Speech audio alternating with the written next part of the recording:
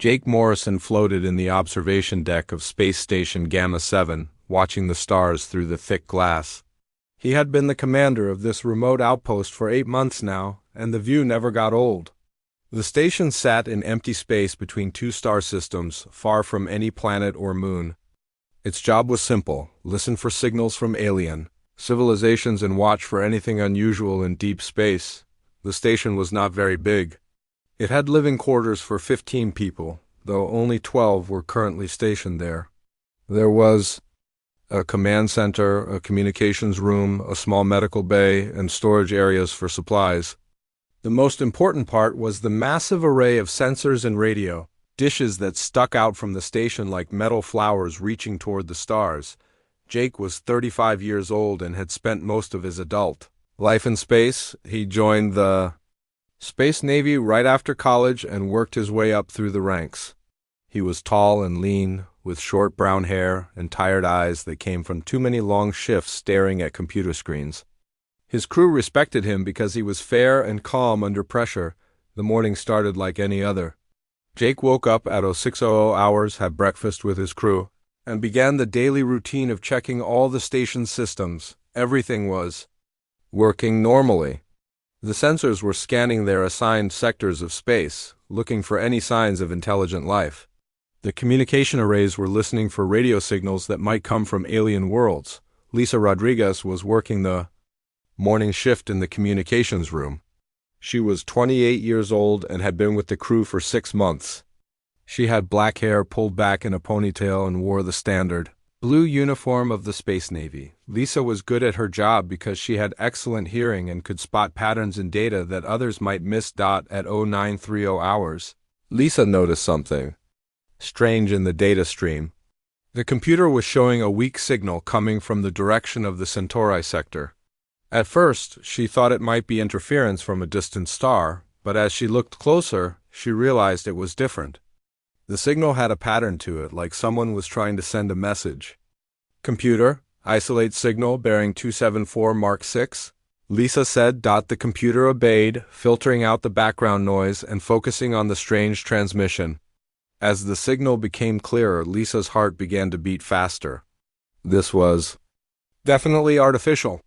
Someone or something was broadcasting on a frequency used by human ships. Lisa adjusted the controls and ran the signal through the translation software.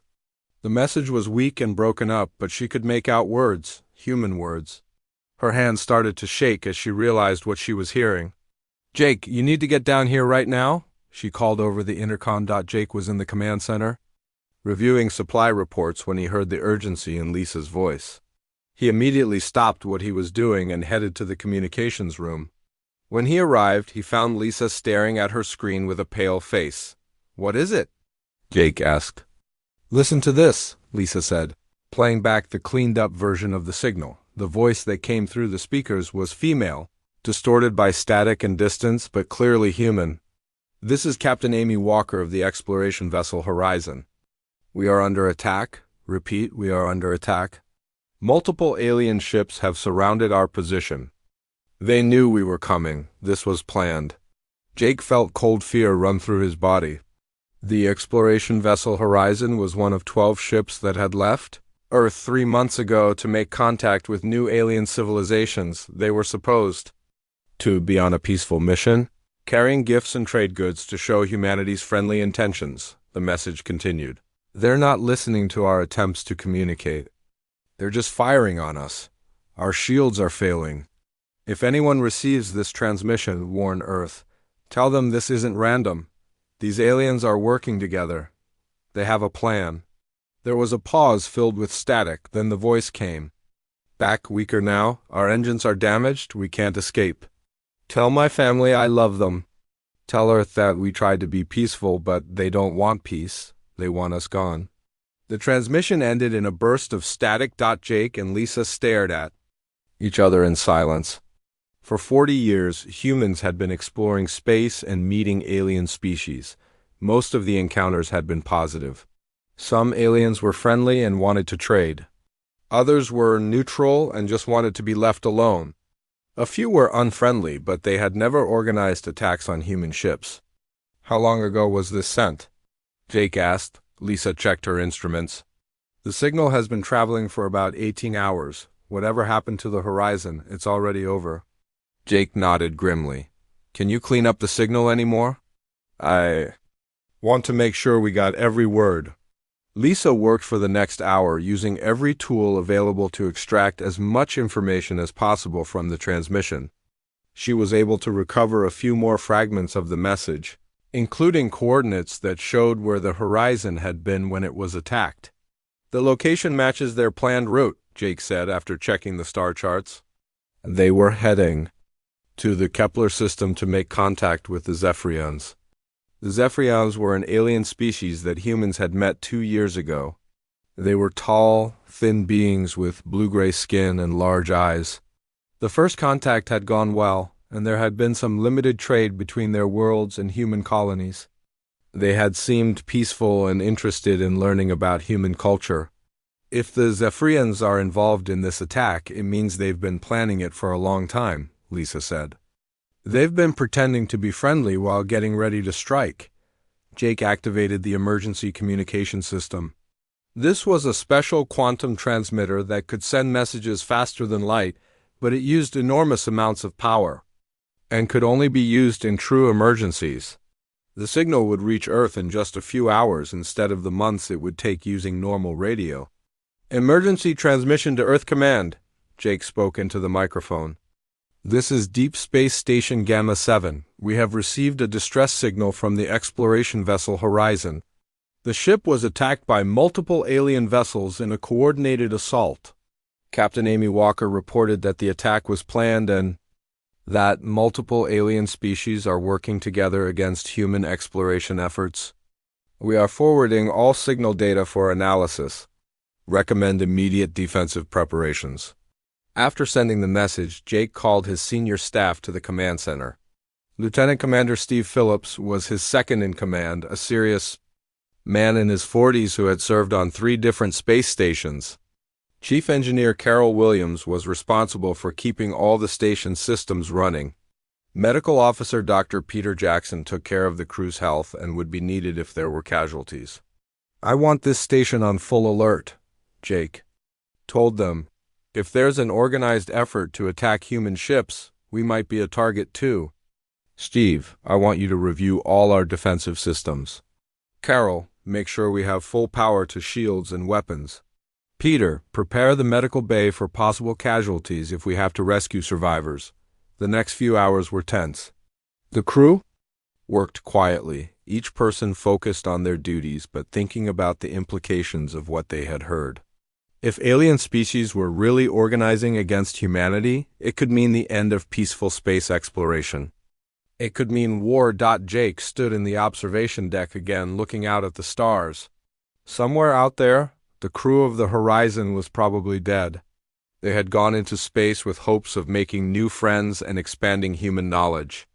Instead, they had found enemies who had been planning to destroy them. The emergency transmitter signaled that a reply was coming from Earth.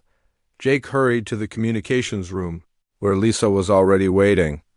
Message from Earth Command, she reported. They're ordering all exploration vessels to return to human space immediately. They're also sending military ships to investigate the attack on the Horizon. Jake nodded. Earth was taking the threat seriously, but he wondered if it was already too late. If the aliens had been planning this for years, they might have already identified all the human ships and colonies in their region of space. Keep monitoring all frequencies, Jake ordered. If there are other ships under attack, we need to know about it. The distress signal from the Horizon had changed everything. Humanity's peaceful expansion into the galaxy had made them a target. Now they would have to decide how to respond to this new threat. Admiral Patricia Hayes stood in the war room deep inside Luna Command, the massive military complex built into the dark side of Earth's moon. The room was filled with holographic displays showing the positions of every human ship, station, and colony in known space. Red dots marked the locations where contact had been lost with exploration vessels. The pattern was clear and terrifying. Patricia was 52 years old and had spent 30 years climbing through the ranks of the space Navy, she was a small woman with gray hair and sharp blue eyes that missed nothing. Her uniform was perfectly pressed, and her bearing showed the confidence of someone who had made life-and-death decisions many times before. She had fought in the border wars against pirates and had commanded rescue operations during the Great Solar Storm of 2387, but this was different. This was the first time humanity faced a coordinated attack from multiple alien species. 3 days had passed since the distress signal from the horizon reached Earth. In that time, 7 more exploration vessels had gone silent. Long-range sensors showed debris fields where some of the ships should have been. The attacks were not random. Someone was hunting human ships with deadly precision. Colonel Ben Carter stood at Patricia's right side, holding a tablet with the latest intelligence reports. Ben was 45 years old, tall and muscular with short black hair and a scar on his left cheek from a piece of shrapnel during a boarding action 5 years ago.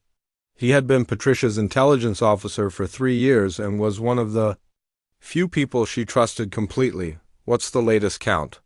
Patricia asked. 9 ships confirmed destroyed, Ben replied. 2 more are overdue and presumed lost.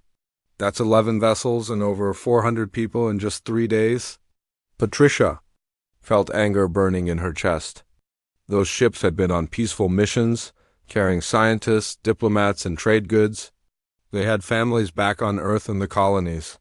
Now they were dead because humanity had tried to be good neighbors in a hostile galaxy. Dr. Helen Price entered the war room carrying a thick folder of analysis reports. Helen was the chief xenobiologist for the Space Navy, responsible for understanding alien species and their motivations.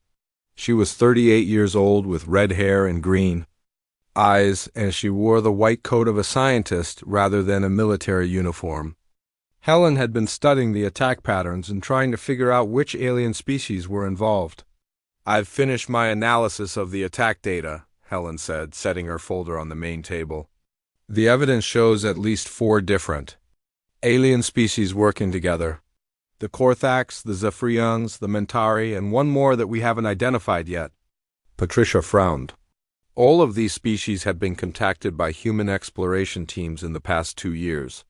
The meetings had gone well, or so everyone thought. What changed? Why are they attacking us now? Helen opened her folder and pulled out several photographs of alien ships. "I think they've been planning this for months, maybe longer. Look at these weapon signatures. The Korthax ships are using modified plasma cannons that are specifically designed to penetrate human shield technology. The Zephyrians have new missile systems that can track our ships even when they're using stealth mode. This isn't something they'd put together quickly." Ben added his own observations. "Our intelligence suggests they're calling themselves the Purge Alliance. Their goal is to eliminate what they call the human threat before we can expand further into their territory." "Human threat?" Patricia asked. "We've been nothing but peaceful. We've offered trade, medical assistance, and technological cooperation to every species we've met." Helen nodded. "That might be exactly the problem. Think about it from their perspective. Humanity has gone from being unknown to having colonies in 20 star systems in just 40 years. We've made friends with dozens of alien species. Some of them now trade more with us than with their old partners. We've disrupted the balance of power that existed for thousands of years." Patricia walked to the main display and studied the red dots marking human losses. Each dot represented real people who had died believing they were on missions of peace and exploration. "So they decided to commit genocide because we were too successful at making friends?" "It's more complicated than that," Helen said. "I've been analyzing intercepted communications from the Alliance. They believe we're executing a long-term plan for galactic domination. They think our peaceful approach is just the first phase of conquest." Ben pulled up a tactical display showing the location of the attacks. "They're not just killing our people. They're sending a message to every alien species in the galaxy. They're saying that friendship with humanity is dangerous." Patricia studied the display for a long moment. The attacks were concentrated in 3 sectors of space, all areas where human exploration had been most active. The Alliance was trying to create a buffer zone between human space and the rest of the galaxy. How many ships do we have available? For military operations? Patricia asked. Ben consulted his tablet. Officially, 43 vessels of various classes. Most of them are patrol ships designed for anti-piracy operations, not full-scale warfare. Patricia smiled grimly. I said officially. What about unofficially? Ben's expression changed. He looked around the room to make sure no one else was listening, then leaned closer. If we activate Protocol 7, we can field over 200 ships within 72 hours. Protocol 7 was humanity's deepest military secret. For 20 years, while the government talked about peaceful exploration and scientific advancement, the military had been quietly preparing for the possibility of interstellar war. Cargo ships had been built with hidden weapon systems. Research. Stations had been constructed with military-grade shields and sensors. Even some of the exploration vessels had secret compartments containing advanced weapons. The program had been controversial when it was first proposed. Many politicians and civilians believed that building a secret military fleet would make humanity look aggressive and warlike. But Admiral Hayes and others had argued that peace was only possible when backed by strength. The galaxy was a dangerous place, and humanity needed to be ready for threats that diplomacy couldn't solve. Activate Protocol 7, Patricia ordered. It's time to show the galaxy what humanity is really capable of. Within hours, the order went out through secured channels to military commanders across human space. On Luna, massive doors opened in the sides of craters, revealing hidden shipyards where sleek warships had been waiting in the shadows. In the asteroid belt, mining stations that had seemed purely civilian suddenly sprouted weapon arrays and shield generators. Cargo ships throughout the solar system received new orders and began converting to their military configurations. Captain Danny Rodriguez was commanding what appeared to be a simple freight hauler called the Peaceful Trader. When he received the Protocol 7 activation, Danny was 39 years old, a veteran of the border wars who had been handpicked for the secret program. He had spent 3 years pretending to be a civilian cargo captain while actually commanding one of humanity's most advanced stealth destroyers. All hands, this is the captain, Danny announced over the ship's intercom. We are now operating. Under Protocol 7, begin military conversion immediately. The transformation was remarkable. External panels slid away to reveal hidden weapon ports. The ship's hull reconfigured itself, becoming more angular and aggressive. Civilian equipment was stowed away and replaced with military-grade sensors, shields, and targeting systems. Within 6 hours, the Peaceful Trader had become the HSV Vengeance, a ship capable of destroying anything in its path. Similar transformations were happening throughout human space. The galaxy was about to learn that humanity's peaceful nature had been a choice, not a weakness. Back on Luna, Patricia watched the displays as her secret fleet came online. Ship after ship reported ready for combat operations. The Purge Alliance had made a fatal mistake. They had attacked humanity expecting to find helpless explorers and scientists. Instead, they had awakened a sleeping giant. What are our orders, Admiral? Ben asked. Patricia's smile was cold as space itself. We're going to find every ship in this Purge Alliance and destroy them. Then we're going to visit their homeworlds and explain the new rules of galactic politics. Peace is still our preference. But from now on, it will be peace backed by overwhelming force. The war room buzzed with activity as staff officers began planning humanity's response. The distress signal from the horizon had changed everything. The age of peaceful exploration was over. The age of human dominance was about to begin. Captain Danny Rodriguez stood on the bridge of the HSV Vengeance, watching the starfield through the main viewer. His ship had been hunting the alien coalition for 2 weeks, moving silently through space like a predator stalking its prey. The Vengeance was one of humanity's newest stealth destroyers, designed to be invisible to alien sensors while carrying enough firepower to destroy much larger vessels. Danny was a compact man with dark hair and steady hands that never shook, even in combat. He had served in the border wars, where he learned that the best way to win a fight was to strike first and strike hard. His crew of 45 trusted him, because he had never lost a battle and always brought them home safely. The bridge was dark except for the glow of instrument panels. Lieutenant Sarah Murphy sat at the tactical station, her fingers dancing across the controls as she monitored the ship's weapon systems. Sarah was 29 years old with blonde hair and sharp green eyes that could spot enemy ships before the computer did. She had been with Danny for 3 years and was the best tactical officer he had ever worked with. Chief Engineer Commander Rick Stone was in the engine room, making sure the ship's advanced propulsion system ran silently. Rick was 42 years old, a big man with graying hair and hands that were always dirty from working on machinery. He could make the ship's engines sing or whisper depending on what the mission required. Right now, they needed to whisper. Contact.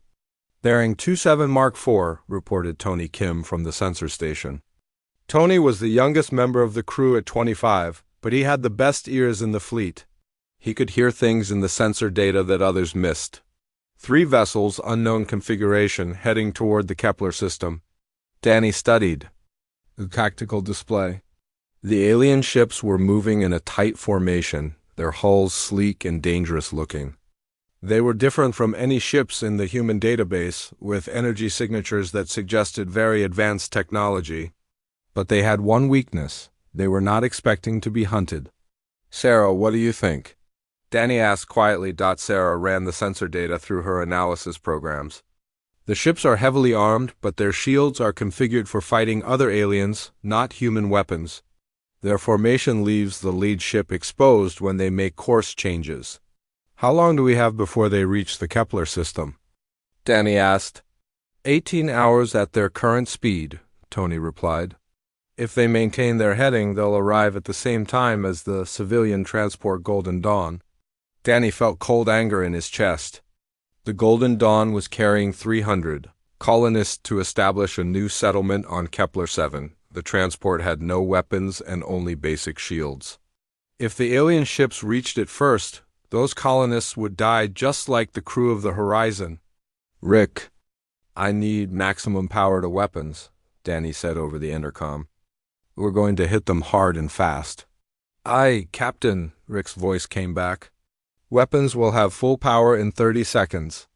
The Vengeance moved through space like a ghost, its stealth systems bending light and energy around the hull. The alien ships had no idea they were being watched. Their sensors showed empty space where the human destroyer actually was. Danny watched the tactical display as the alien formation began to turn. For just a few seconds, their lead ship would be exposed to attack. It was a small window, but it was enough. Weapons ready? Sarah reported. I have a clean shot on their command vessel. Fire, Danny ordered. The Vengeance's main plasma cannon fired once, sending a beam of concentrated energy across thousands of kilometers of space. The alien ship's shields flared bright blue, then collapsed completely. The beam punched through the hull and hit something important inside. The ship exploded in a brilliant flash of light and metal fragments. The other 2 alien ships scattered immediately, their formation breaking apart as they tried to find their attacker.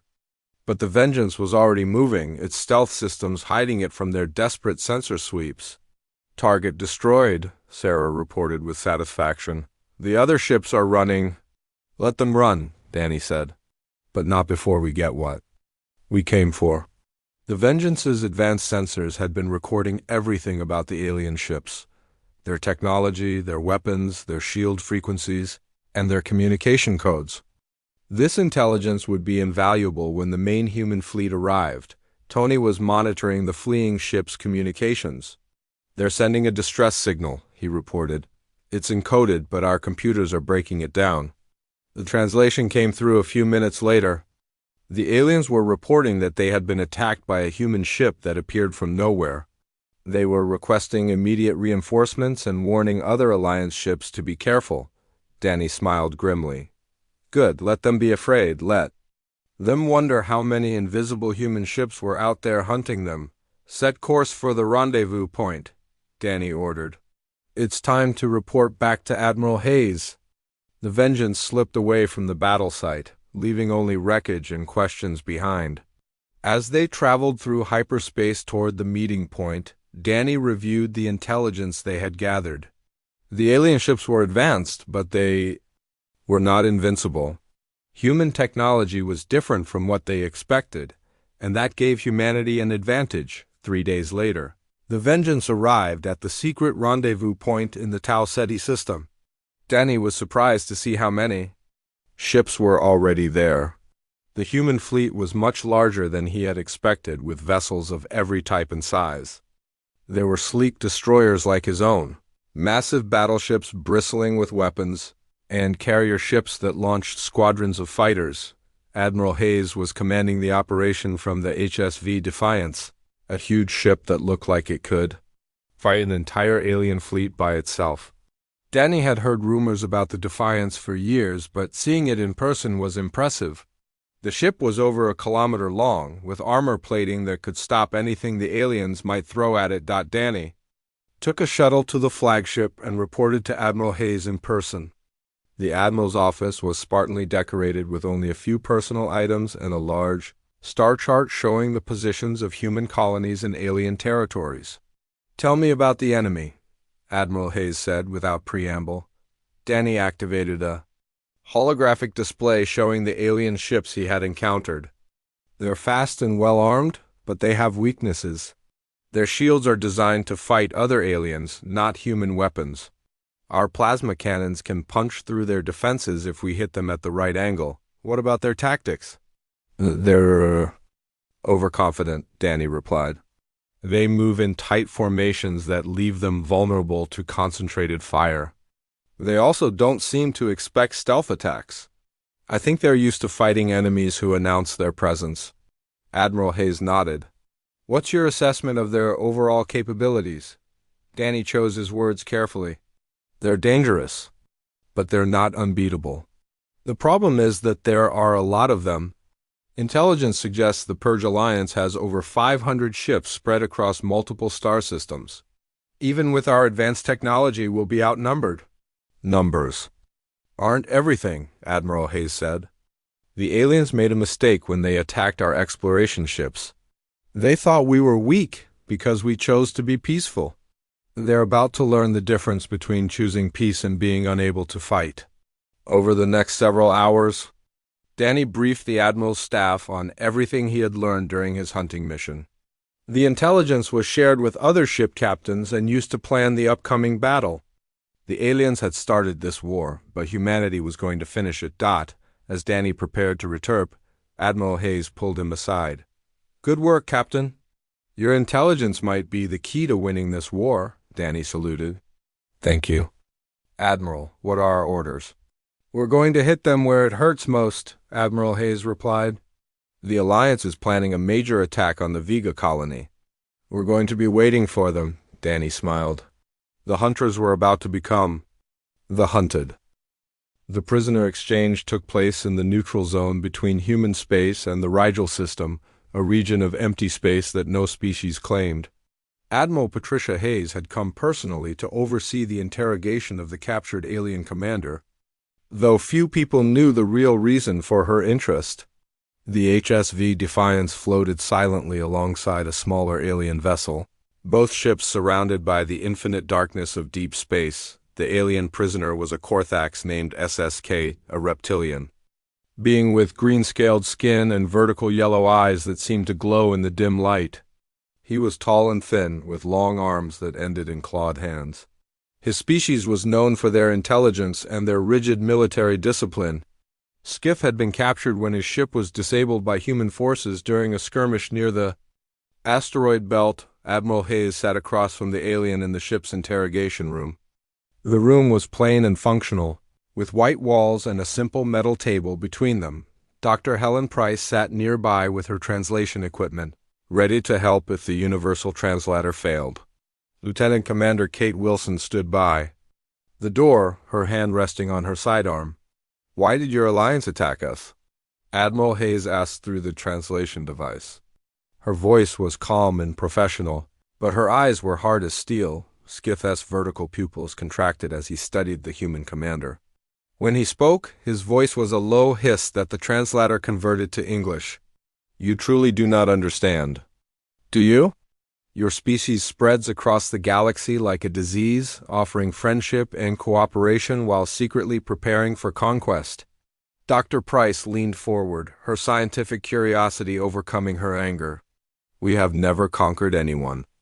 Every human settlement has been built on empty worlds or established with the full permission of local governments.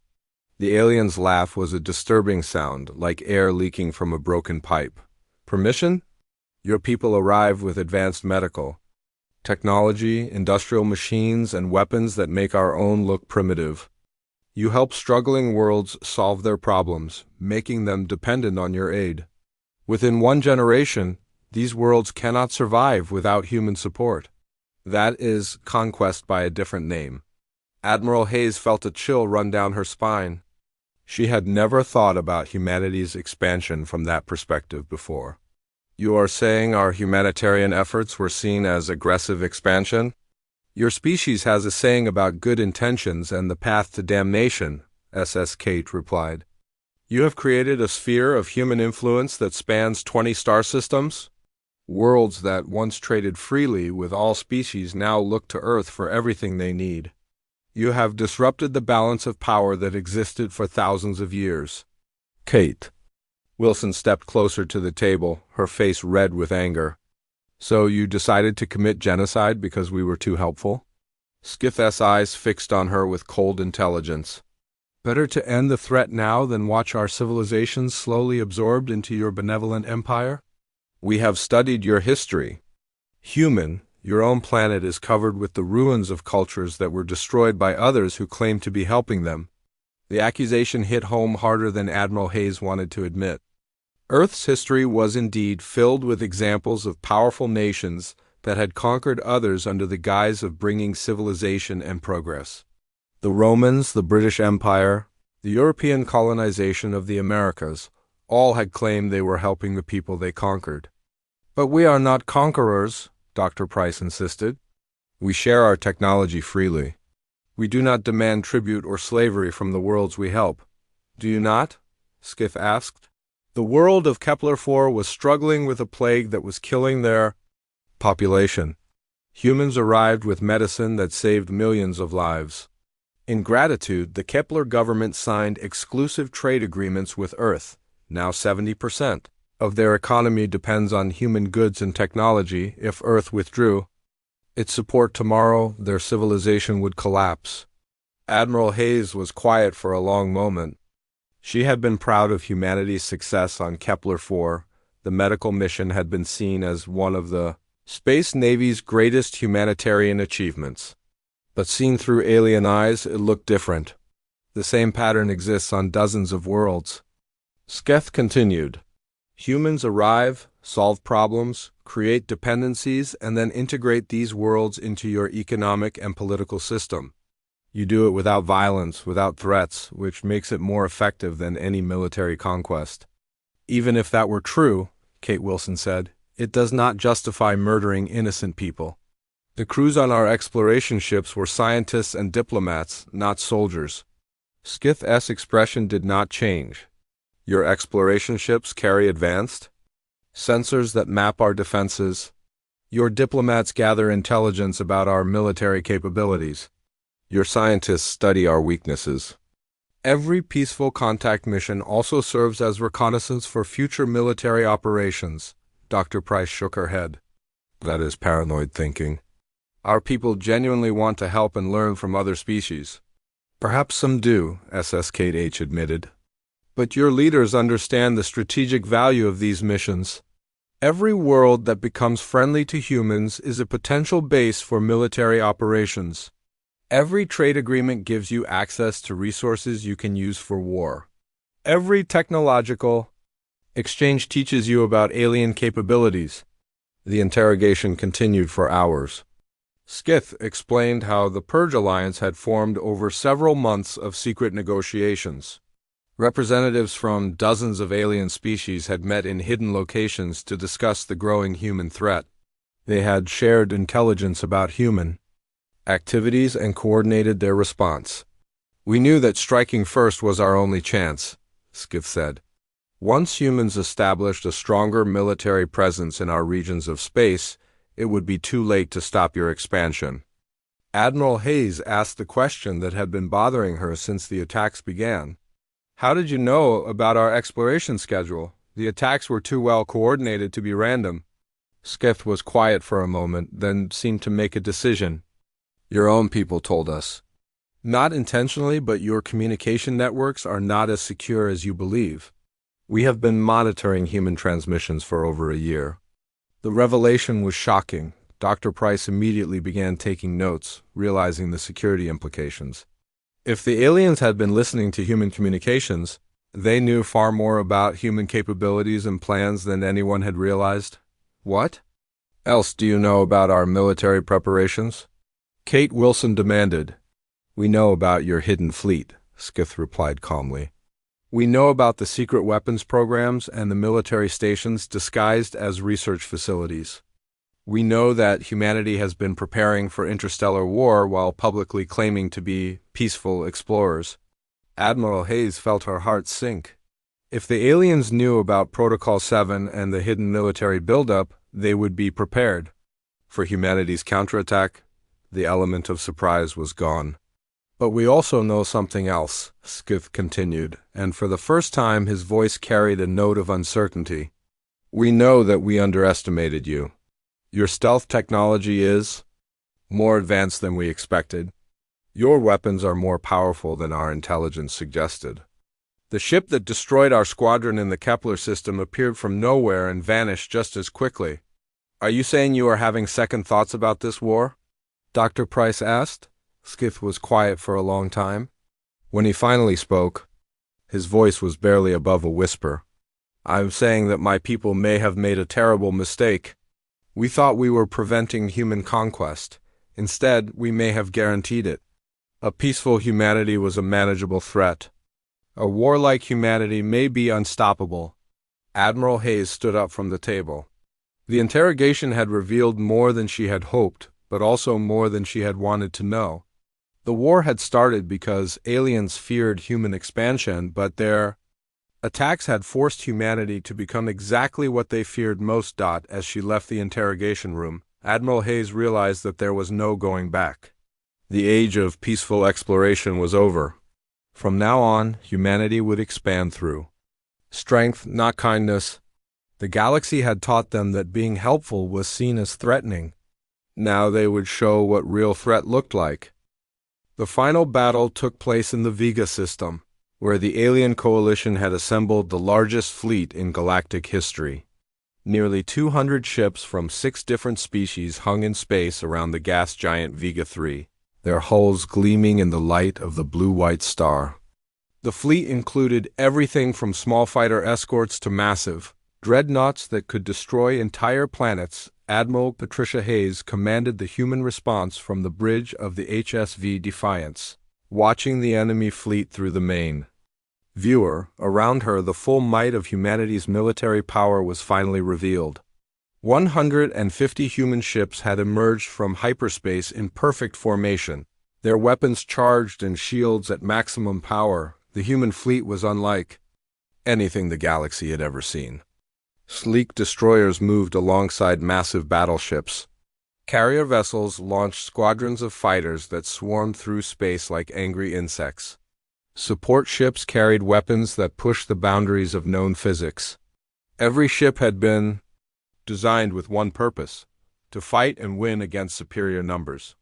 All ships report ready for combat operations, reported Communications Officer Jenny Park from her station. Jenny was 26 years old with short black hair and steady hands that never shook, even in the middle of battle. She had been Admiral Hayes' communications specialist for 2 years and had never failed to deliver a message. Enemy fleet composition? Admiral Hayes asked. Sensors show 197 vessels, replied Lieutenant Commander Alex Thompson from the tactical station. Alex was 31 years old, a veteran of the border wars who had earned his position through skill and courage. Korthax. Heavy cruisers, Zephyrian missile boats, Mentari fighters, and at least 50 ships from species we have not encountered before. Admiral Hayes studied the tactical display. The aliens had arranged their fleet in a defensive formation around the gas giant, using its gravity well and radiation fields to protect their flanks. It was a strong position, but it also trapped them. If the human fleet could break through their lines, the aliens would have nowhere to retreat.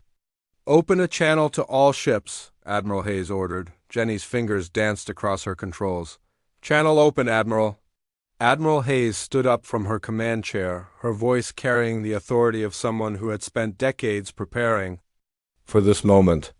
"All ships, this is Admiral Hayes. Today we fight not for conquest, but for survival. These beings have mistaken our kindness for weakness, our generosity for conquest. They attacked our people while they slept, destroyed our ships while they carried messages of peace. They will learn the difference between a humanity that chooses peace and a humanity that chooses war.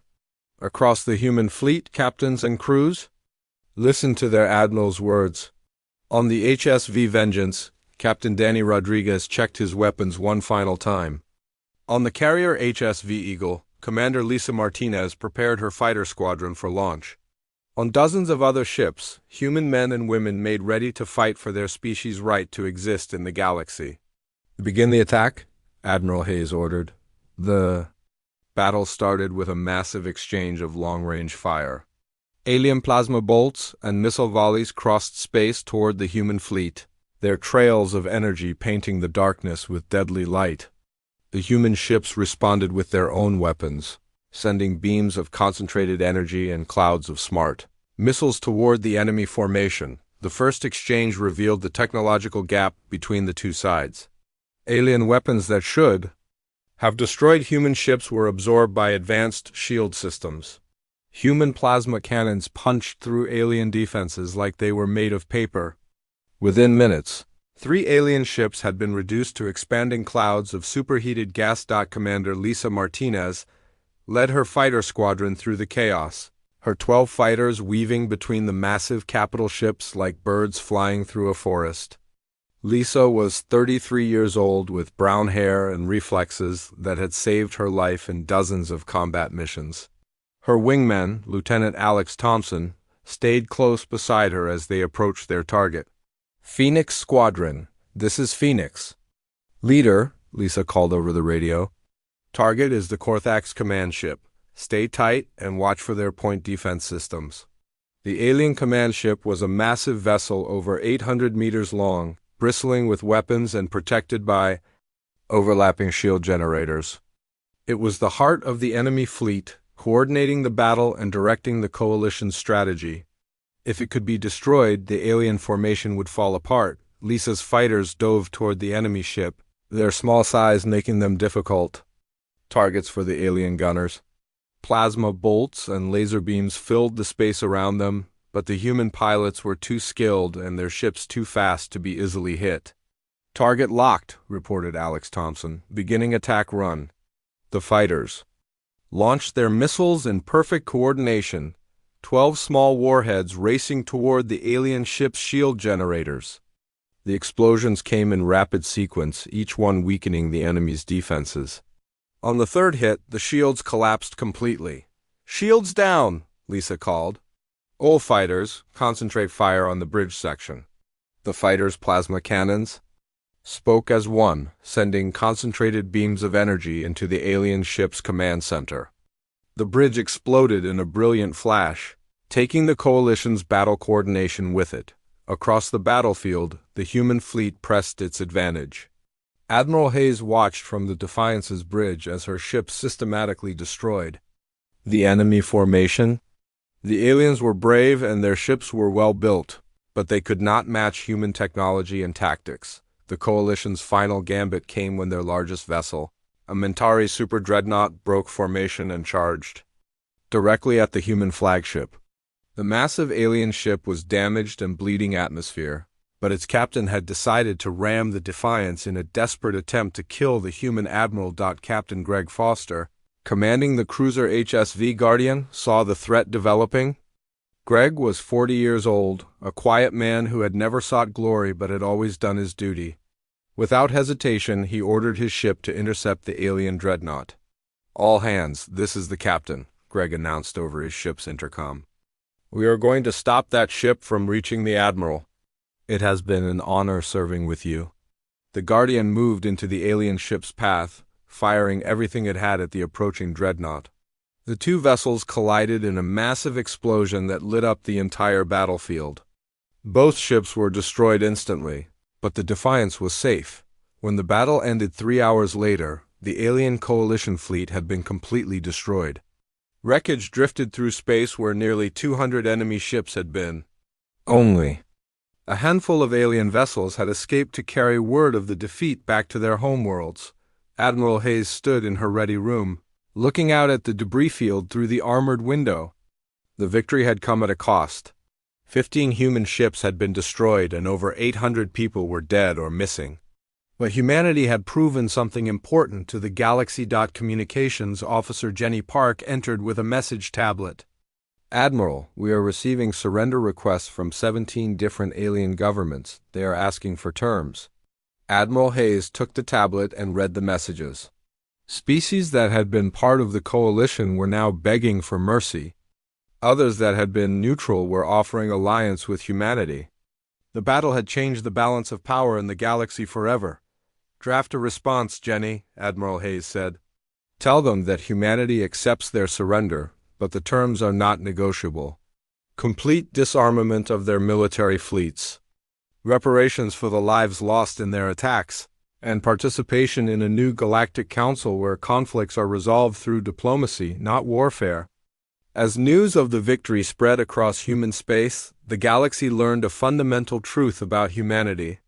They were exactly as dangerous as they chose to be.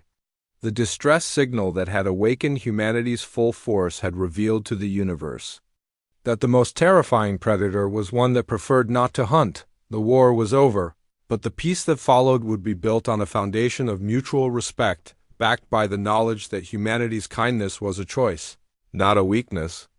The galaxy would never make that mistake again.